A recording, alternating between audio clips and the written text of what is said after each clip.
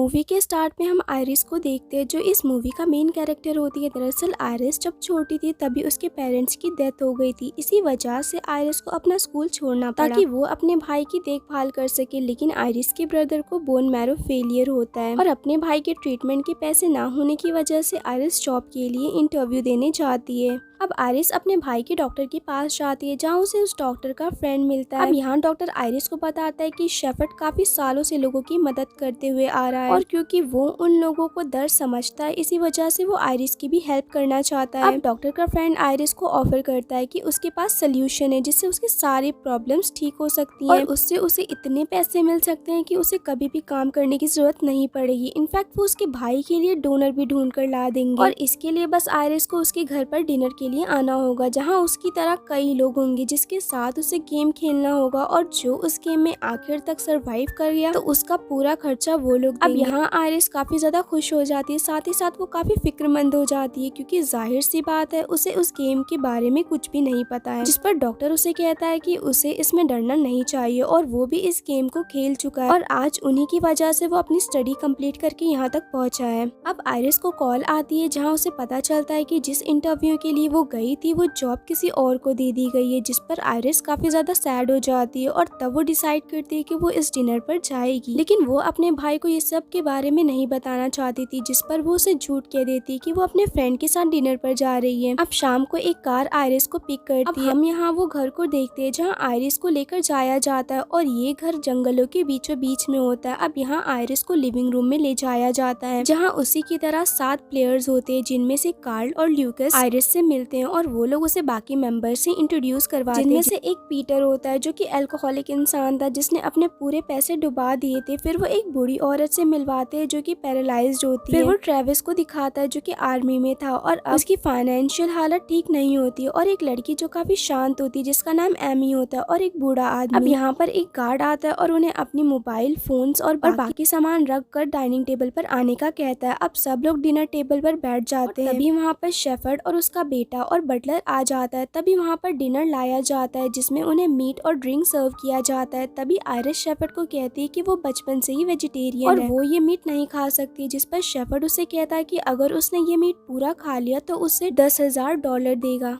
तब आयरिस उसे खा लेती है जिस पर शेफर्ड कहता है कि देखो जिसको तुमने बचपन से नहीं खाया वो कमिटमेंट तुमने पैसों के लिए तोड़ दिया। तभी शेफर्ड देखता है कि उन प्लेयर में से एक ओल्ड मैन होता है जो ड्रिंक नहीं कर रहा होता है। तब वो शेफर्ड को बताता है कि उसका पैसा इसी वजह से डूब गया और मेडिकल इश्यूज की वजह से वो ड्रिंक नहीं करता है। तब शेफर्ड उसे भी $10,000 का ऑफर करता है लेकिन वो बूढ़ा आदमी इनकार कर देता है। तब शेफर्ड कहता है कि 10,000 की जगह मैं तुम्हें $50,000 दूंगा और उसे इस बार पूरी बोतल पीनी होगी। तब वो आदमी इतनी बड़ी रकम देखकर तैयार हो जाता है और वो वाइन की पूरी बोतल पी लेता है। अब ये सब देखकर शेफर्ड काफी ज्यादा खुश हो जाता है कि वो उन सबको अपनी कंट्रोल में कर सकता है। अब डिनर के बाद शेफर्ड उन लोगों को उस गेम के बारे में बताता है। वो उन्हें बताता है कि ये गेम का नाम वुड यू रेदर है, यानी कि उन्हें 2 ऑप्शंस दिए जाएंगे और उन 2 ऑप्शन में से उन्हें एक ऑप्शन चूज करना होगा और जो आखिर में सरवाइव कर गया वही इस गेम का विनर होगा। जिस पर एक आदमी एलिमिनेशन के बारे में पूछता है। तब शेफर्ड बताता है कि अगर जिसने टाइम रहते अपना डेथ चूज ना कर पाया वो एलिमिनेट हो जाएगा। तब शेफर्ड उनसे कहता है कि अगर तुम सब में से कोई इस गेम को अभी छोड़कर जाना चाहता है तो वो अभी जा सकता है और एक बार अगर ये गेम शुरू हो गया तो कोई भी इस गेम को छोड़कर नहीं जा सकता। तभी वो बूढ़ा आदमी उठता है जिसने शेफर्ड के कहने पर ड्रिंक की थी लेकिन कुछ सोचकर वो वापस बैठ जाता है, यानी कि वो भी इस गेम को अब खेलना चाहता था और कोई भी उस गेम को छोड़कर नहीं जाते हैं। अब शेफर्ड अपना पहला डैश शुरू करता है जहाँ उनके सामने एक इलेक्ट्रिक शॉक देने वाली मशीन रखी जाती है जिस पर वो बूढ़ा आदमी घबरा जाता है और गेम को छोड़ने का कहता है। तब शेफर्ड उसे गेम से जाने नहीं देता है क्योंकि ये मौका उसने पहले उसे दे दिया था। तब वो वहाँ से भागने लगता है और तब बटलर उसे शूट करके मार देता है। अब ये सब देखकर बाकी सब भी बहुत डर जाते हैं और फिर उनका पहला डैश शुरू होता है और सभी के सर पर इलेक्ट्रिक बेल्ट लगाया जाता है और सबसे पहले कार्ल और एमी को बेल्ट लगाया जाता है और कार्ल से पूछा जाता है कि वो चॉइस करे कि किसको शॉक लगाया जाए। अब कार्ल काफी अच्छा आदमी होता है तो वो खुद को ही शॉक लगाने का कहता है। अब बारी एमी की आती है और उसके साथ वो बूढ़ी औरत होती है और जब एमी से पूछा जाता है तो वो उस बूढ़ी औरत को शॉक देने का कहती है और वो बूढ़ी औरत को शॉक दिया जाता है जिसे देखकर काफी पेन मीनिंगफुल लगता है। और देखते ही देखते सबकी बारी आती है और तब आयरिस की बारी आती है और उसके साथ कार्ल होता है। अब क्योंकि आयरिस भी काफी रहमदिल होती है तो वो भी खुद को ही शॉक देती है। इसी के साथ पहला डेयर कंप्लीट होता है और इसमें किसी को भी एलिमिनेट नहीं किया जाता है। तभी वहाँ पर शेफर्ड का बेटा आता है जो उनका मजाक उड़ाने लगता है और हंसने लगता है, जिस पर ट्रेविस उससे कहता है कि उसे शर्म आनी चाहिए। तब शेफर्ड का बेटा उससे कहता है कि वो अपनी इस बात पर रिग्रेट करेगा। अब कुछ देर के बाद शेफर्ड वहाँ पर आता है और वो कहता है कि सेकंड डेयर चूज करने के लिए आपके पास 30 सेकेंड्स होंगे। अब आयरिस को कहा जाता है कि या तो वो ट्रेविस के टांगों पर स्टैप करे और या तो वो उसे 3 बार स्टिक से मारे, जिस पर मजबूरी में आयरिस को ट्रेविस को स्टिक से मारना पड़ता है। अब यहाँ शेफर्ड का बेटा काफी ज्यादा खुश हो जाता है क्योंकि उसने अपना बदला लिया था। अब ल्यूकस को भी यही डेयर दिया जाता है कि या तो उसे आयरिस को स्टैप करना होगा और या तो उसे ट्रेविस को स्टिक से मारना होगा। अब यहाँ ट्रेविस एक आर्मी में था तो इसीलिए वो ल्यूकस को खुद को मारने को कहता है, जिस पर ल्यूकस भी ट्रेविस को स्टिक से मारता है। अब अगली बारी ट्रेविस की आती है और उसे कहा जाता है कि या तो उसे ल्यूकस को स्टैप करना होगा और या तो उसे खुद को 3 बार स्टिक से मारना होगा। अब ट्रेविस किसी को भी हर्ट नहीं करना चाहता था, जिस पर वो कहता है कि उसे ये सजा दी जाए। अब एक आदमी पर बारी आती है और उसके साथ वही बूढ़ी औरत होती है और उसे कहा जाता है कि या तो वो उस बूढ़ी औरत को स्टैप करे और या तो वो ट्रेविस को स्टिक से मारे। तब वो आदमी सोचता है कि ट्रेविस को पहले से ही काफी ज्यादा पेन में है और अगर वो उस लेडी को मारे तो उसका पैर पैरालाइज्ड है तो उसे इसका पेन पता नहीं चलेगा, और जब वो ऐसा करता है तो गलती से वो चीज उस ओल्ड लेडी की नस में लग जाती है, जिससे काफी ज्यादा ब्लीडिंग होने लगती है। अब उसी ओल्ड लेडी की बारी आती है और उसके ओपोनेंट में एमी होती है और उसे भी वही डेयर दिया जाता है कि या तो वो एमी को स्टैप करे और या तो वो ट्रेविस को स्टिक से मारे।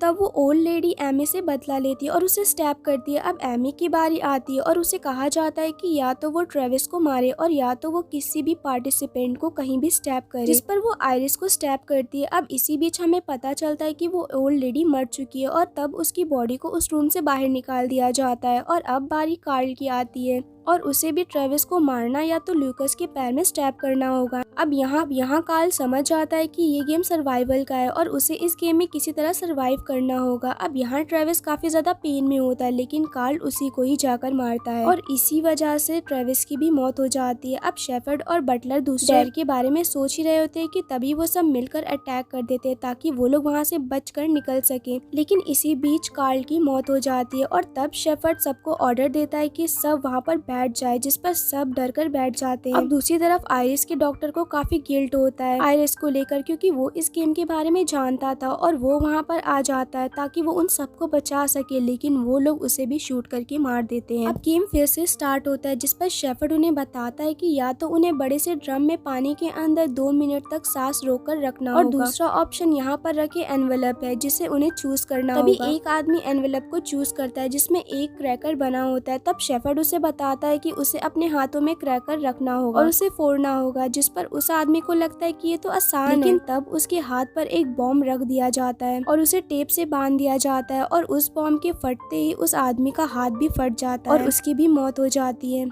अब ल्यूकस की बारी आती है और वो भी एनवेलप चूज करता है जिसमें एक आग बनी हुई होती है। तब शेफर्ड उसे बताता है कि उसे अपनी आंखों पर कट लगाना होगा, जिस पर वो ये डेयर करने से मना कर देता है, लेकिन तब शेफर्ड उसके पीछे गन रख देता है और कहता है कि उसके पास सिर्फ 30 सेकेंड्स है। तब ल्यूकस के पास कोई ऑप्शन ना होने की वजह से वो अपनी आंख पर कट लगा लेता है। अब आयरिस की बारी आती है जिस पर वो पानी में सांस रोकने का डेयर लेती है और वो लकीली कंप्लीट भी कर लेती है। अब बारी आती है एमी की, तो वो एनवेलप चूज करती है क्योंकि उसे पानी से डर लगता था और वो एनवेलप पर एक ड्रम बना हुआ होता है और उस पर 4 लिखा हुआ होता है, यानी कि उसे उस ड्रम में 4 मिनट तक सरवाइव करना होगा, जिस पर वो भी इतने देर तक सरवाइव नहीं कर पाती और उसकी मौत हो जाती है। अब इस गेम में 2 लोग बचे थे, एक आयरिस और एक ल्यूकस, जिस पर शेफर्ड एक टॉस करता है और आयरिस उसमें जीत जाती है। अब शेफर्ड आयरिस को बताता है कि या तो वो ल्यूकस को ना मारकर अपने साथ ले जाए, लेकिन तब उसे कोई भी पैसा नहीं मिलेगा और अगर वो उसे मार देगी तो उसे उसके बहुत से पैसे मिलेंगे। तब ल्यूकस उसे मना करता है कि वो उसे ना मारे क्योंकि उसकी भी सिस्टर्स है, लेकिन आयरिस अपने भाई का सोचने लगती है और ल्यूकस को शूट करके मार देती है। अब यहाँ आयरिस को काफी ज्यादा रिग्रेट होता है।